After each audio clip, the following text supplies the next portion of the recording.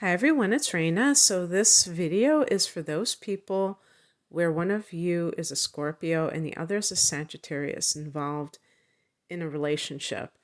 And of course, relationships can come in different forms. I'm speaking here specifically about romantic relationships, but these traits may show up in any type of connection you have where one of you is Scorpio and one is Sagittarius. So I'm going to start by talking about what I see as the things that bring you together, that you have in common. And both Sagittarius and Scorpio are passionate about life. And I was trying to think about when I was thinking about why is Scorpio passionate?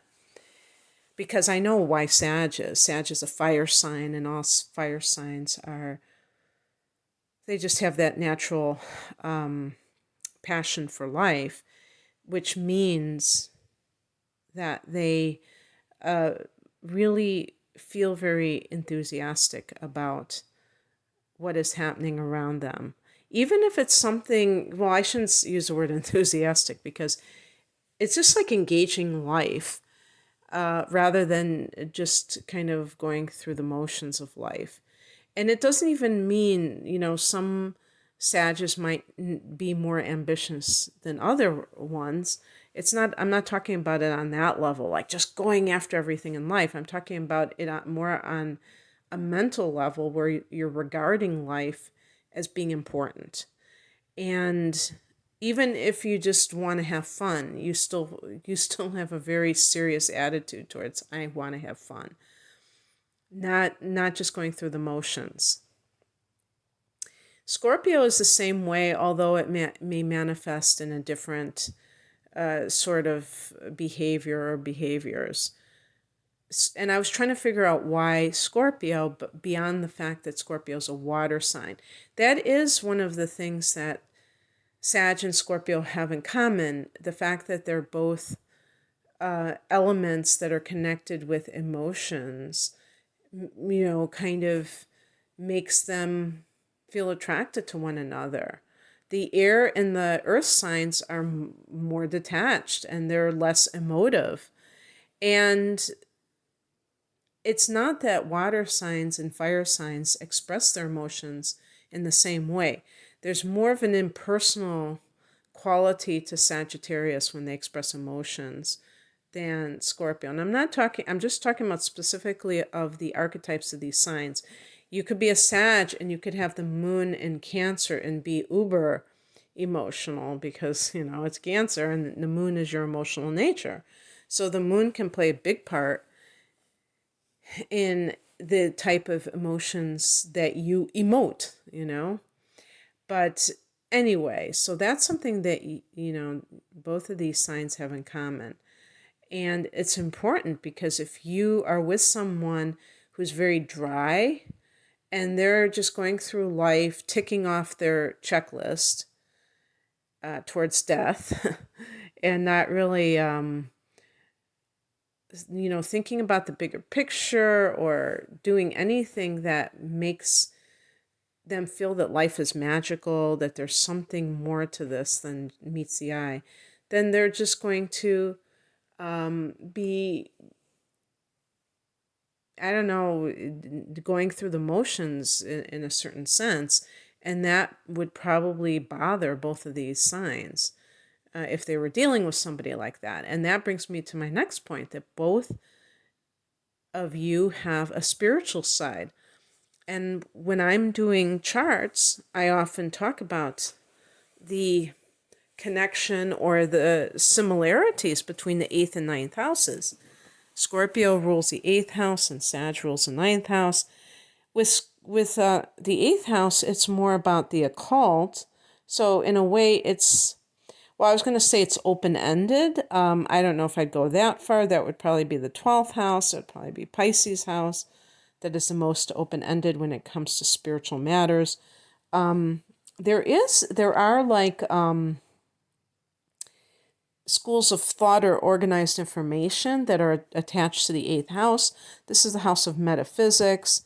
So, astrology and the tarot fit into the eighth house. And of course, they are, schools of thought. The ninth house, the Sag rules, is more, to me, about organized religion and the philosophical systems that govern people's lives, or that people allow to govern their lives.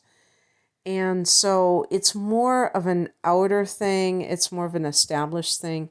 The eighth house is more inner. The word occult means hidden. And there's like a mystery attached to it. The mysteries of the universe are speculative. People thinking, this is, why are we here? Why what is death? Death is the eighth house. And that's mysterious. Nobody can just say beyond a shadow of a doubt what it means. They have their own theories, like conspiracy theories are part of the eighth house. The ninth house, it's like, this is what my religion stands for. And so it's much more out in the open, organized, and finite in a sense. But, that's all semantics, because the ninth house is about expansion. There's an expansive element to it. So I shouldn't really say finite, but it's very organized. Let's put it that way. So they both have a spiritual side. And you're also both creative, and that can be where you meet this other person, either at a yoga class, some kind of a spiritual center, or at an open mic night, at a club, at in an art class, who knows, a theater, local theater. I put down here both are individualists, and I was kind of like, am I being accurate here? Definitely Sag, because fire signs are are individualists and love being their own person and independent. I should probably have put independent. I think that would have been even better, because Scorpio can be a lone wolf. Scorpio, and I think Scorpio is ruled by Pluto and Mars is also the ruler of Aries, and Aries is one of the fire signs. So when I say, Scorpio's passionate, and some of these things, it's also true of the fire sign Aries, and that fiery influence of Mars can certainly play into why it's showing up this way for Scorpio. And because both people are independent, this is very good. If a Sag is with somebody who's very clingy, and I'm okay, you Cancers, if you're cross-watching, I'm talking about you. I'm talking about Pisces. Signs, maybe even Taurus possessive, that really want to kind of keep tabs on that other person, or they're looking for somebody to protect them, save them, just complete them. Sag can feel resentful, and they can pull away when they're dealing with somebody like that. So this can indicate that the Sag person doesn't feel like they have to always be with that person. Now, there is a definite caveat with that. Scorpio may be an individualist, but when Scorpio's in a relationship, they can be quite all-consuming and wanting that person to be merged with them. And if that person is not there, that could be problematic. I'll get into that when I talk about the challenges, but I just wanted to explain what I meant by when I said individualist or independent. I think psychologically, Scorpio doesn't need somebody to boost their self-esteem. even a Scorpio person who knows that they have low self-esteem will say, I have low self-esteem, and they're almost confident in their low self-esteem. So it's not like they're not like really and maybe some of that is ego, even like I don't need you to boost my self-esteem.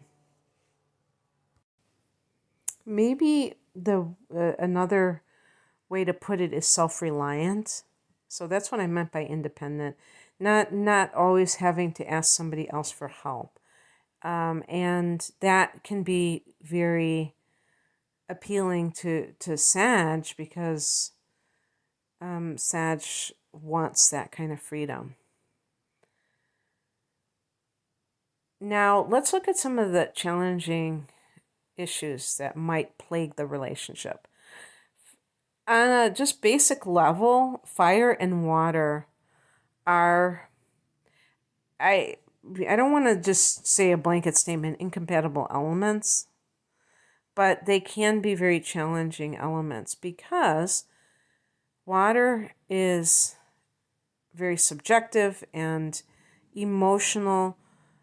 Fire is very passionate and objective, meaning that fire signs are coming from a place of when they are engaging in different issues, it's based on the ideas of those issues.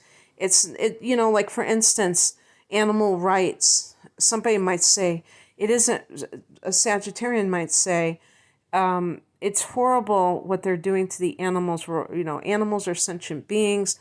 I read these Buddhist books and animals are sentient beings.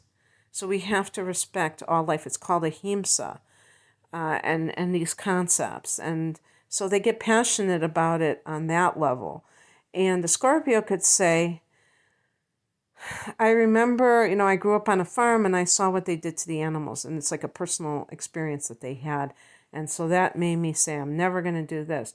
So it's just coming from a more personal perspective. And so a Scorpio person might say that a Sag is insensitive to them because the Sag is very, quite blunt in their speech. They don't necessarily censor themselves. They don't really, I think a lot of fire signs don't really believe in giving people overt sympathy because it's a masculine element. It's like kind of like if you see usually a father will, if a child falls down and scrapes their knee or just like tips over. I saw that happen yesterday, and a little boy and a little girl were doing scooters, and they both fell on the ground. The parents' first instinct to say, "Are you okay?" And the funny thing is, the little boy was the one who cried, and the little girl didn't cry. So, and I think they both fell over. I might be wrong about that, but it looked like they both fell over. And that's because we're getting kind of like these gender roles reversed, where the men are becoming more sensitive and the women are becoming more what you might look at as insensitive, but it's not. They want the person to toughen up. They don't want to indulge what they consider to be weak behavior by being overly emotional. So you might see so it's not really assigned to gender. Masculine and feminine are just expressions of the energy. It doesn't matter who's expressing them. So the Scorpio might feel that it's insensitive, and the Sag might feel that Scorpio is too intense, is always making mountains out of molehills about the things that are going on in their life or in life in general. And it's not that Scorpio is necessarily a drama queen, although the lower expression of it, if there are Scorpios who have been through trauma and are operating at a lower vibration, they may recreate that in their own life for sure. And with Scorpio, it can get even like with vindictive qualities. And that's something I didn't put down here, but I should have. Because, yes, I think Scorpios in general, Scorpio sun signs, we could talk about these for the moon signs, but I didn't want to get too into that. So I was just kind of keeping it just Scorpio-Sagittarius. But they may have come through or gone through trauma earlier on in life that really affected them. You know, all signs can go through trauma, but some signs may really impact them very deeply. And certainly that could happen with Scorpio. And then it's very hard for them to live a very drama-free life because they're still in that crisis mode, if you will. And then, you know, if there's no crisis around them, they will create one. And I think sometimes, you know, picking partners who are very problematic, that ensures that there will always be a crisis. So when they're dealing with Sag, they are dealing with somebody who may, even if that person has come through trauma, they're very positive thinkers, the typical Sag. And so they may be reading self-help books from a young age. They're trying to transcend whatever negativity that they have been given in life. And because Sag is a mutable sign, they tend to be flexible and adaptable and able to welcome growth into their life. Scorpio is a fixed sign. It's a fixed water sign. So the emotions can crystallize. And what can happen with Scorpio is that it can create a stuck kind of a place emotionally, and that can also lead to a tendency to have resentments and even prejudices. We've come to define prejudice as being connected to race, which is ridiculous because that's a form of prejudice, being a racist, but it's really about, you know, overgeneralizing a group of people. So if a female Scorpio had a problem with her father, stepfather, mother's boyfriend, or some other male getting abused by him, she may just say all men are bad. I mean, that is something that I could see a Scorpio individual making blanket statements like that. Or maybe just thinking them in their head. They might intellectually know that this is not going to be socially acceptable or that's even rational, but they might truly believe it. And if you believe something, I do think that it's more possible that it shows up in your reality. So, you know, it's so important to question your beliefs if you want to have a life where you really feel like you are, you know, doing things that support growth. Because if you don't do that, then you stay stuck. Can you tell that I'm a sun in Sagittarius and I'm preaching to Scorpios?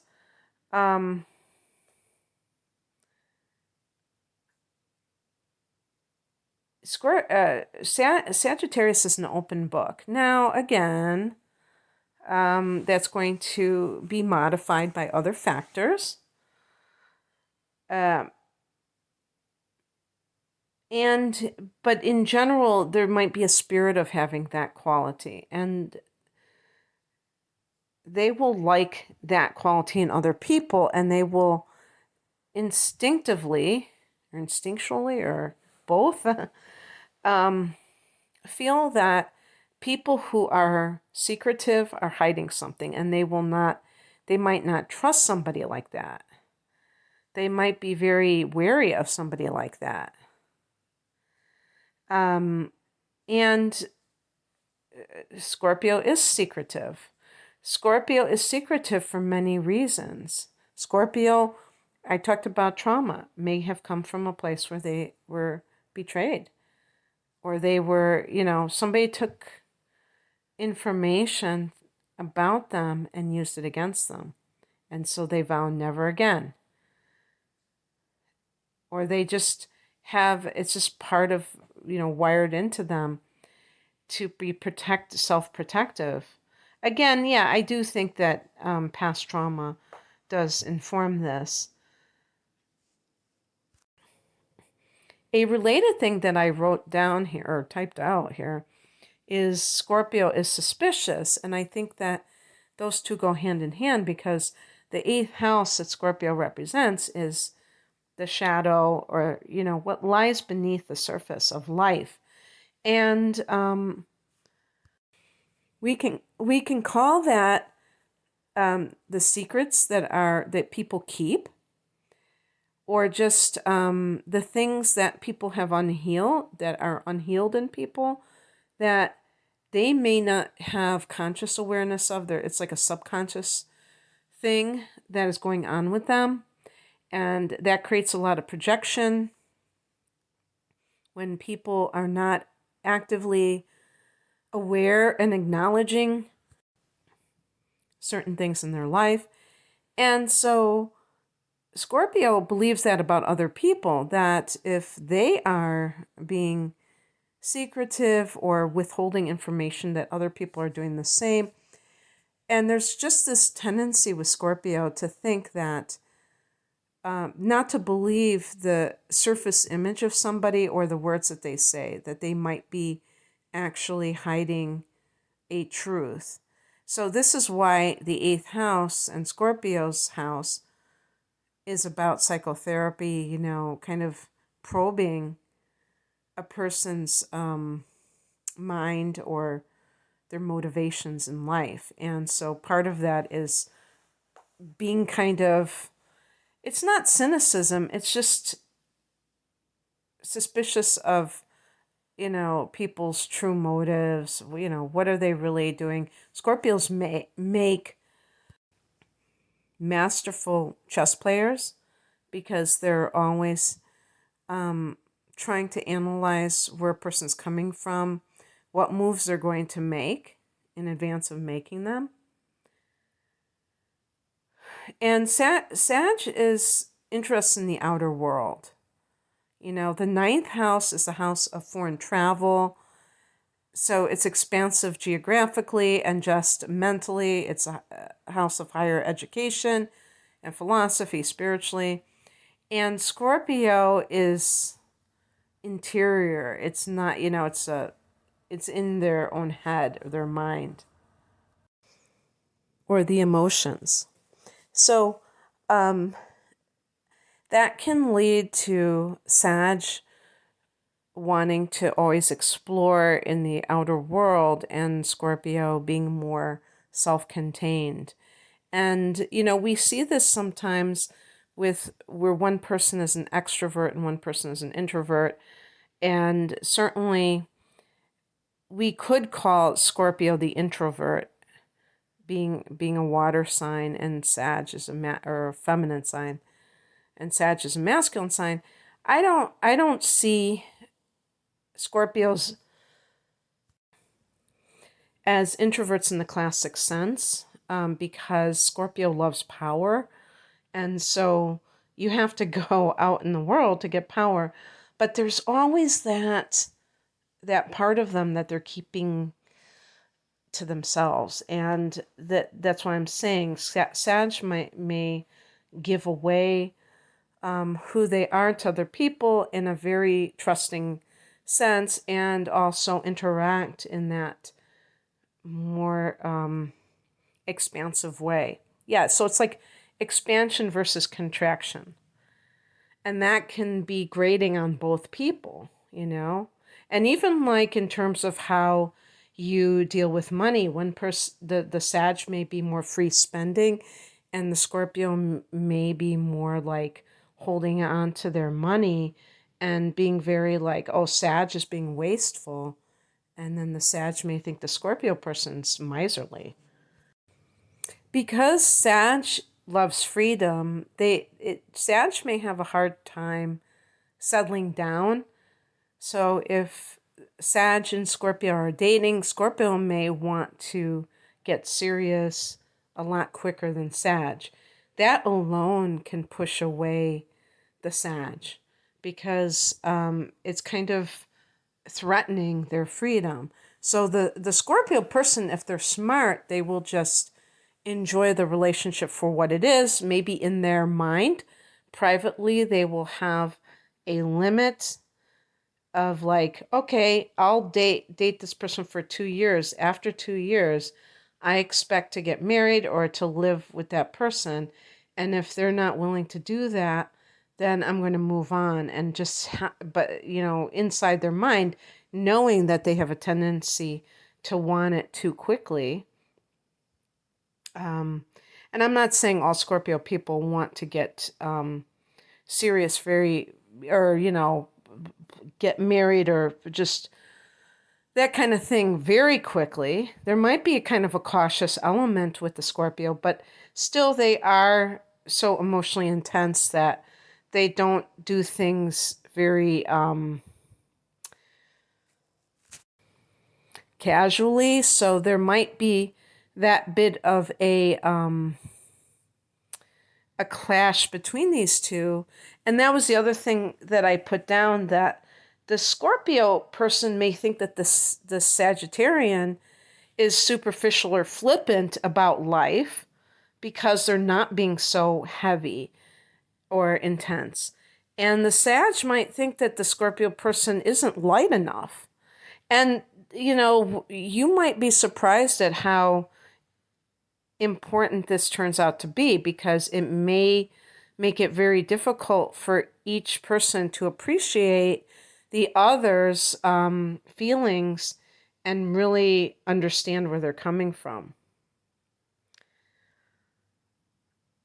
And that idea of forgiveness can come up because Scorpio may be very have a tendency to lack forgiveness, and Sag might be more forgiving, but Scorpio feels that Sagittarius isn't discerning enough or something like that. And also this quality of suspicion, Sagittarius may interpret that as cynicism about the motives of other people, and that could be partly what is going on for Scorpio. But Sagittarius may think less of a Scorpio person for holding that position, because they may think that there's a negative quality within Scorpio that makes them think that way. And Scorpio may feel that Sagittarius is even foolish, immature, because they don't have the ability or are unsophisticated, that they can't tell, that they can't understand that people can be deceptive, that they aren't who they claim to be, and that you have to have these suspicions to protect yourself, and that it's foolish to do otherwise. So anyway, I hope that this resonated. It's not to say that these two cannot get along, because sometimes a Scorpio person may have inner planets, I'm talking about Sun, may have inner planets in Sagittarius, and like Venus or Mars, and they can be way more detached than the typical, textbook Scorpio. So they might have the moon in, Gemini, and they're just really, they don't want to necessarily settle down as much as they're supposed to want to. And Sag may have inner planets in Scorpio and may be much more emotional, much more wary of other people's motives. So you have to actually engage the chart at a deeper level. But this does give some idea of some of the areas that they both may have um, issues with, and that allows you to see, exactly pinpoint what may be the problem, because a lot of times nobody is really at fault. It's just a different way of approaching life and relationships. Okay, that's what I have for you. I hope that this resonated. If you would like a relationship reading where I do this with both people, look at their charts. Um, and this is, sometimes with love readings, it's like, does that person love me? Are they thinking of me? To me, that is really delusional types of things to entertain. I don't do things like that. I'm much more about, what are really what are you clashing with this person? Because otherwise you wouldn't need a love reading or a relationship reading. There's some kind of conflict. Let's pinpoint what it is. Is it something that is serious, like an addiction, or is it something that it's just a different way of looking at it, and you need to learn how to understand the other person's way of doing things? This is what I'm talking about with these two signs. And, one thing I didn't mention is some people it really irks them when their partner doesn't say, I love you, like just point blank. And I always tell people, and I haven't gotten this a whole bunch, but I have gotten similar things like the person doesn't feel it because of outer things. But what I say is, what do they do? That's the most important thing, not what they say. It's easy to be a con artist and tell people what they want to hear.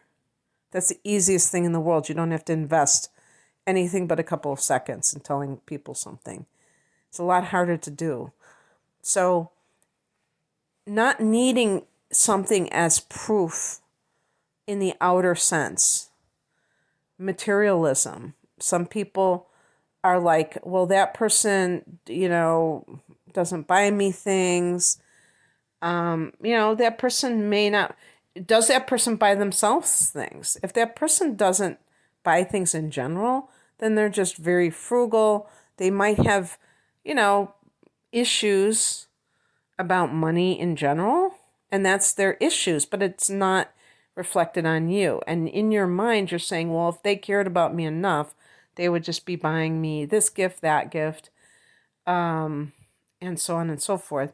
And that is really, that's pretty superficial, because on the other hand, Sagittarius, this is the thing, Sagittarians value generosity. And so if a Sag sees that a Scorpio person is miserly, is very selfish, they're going to not necessarily respect that person, especially if that person is more than capable of gifting themselves with things.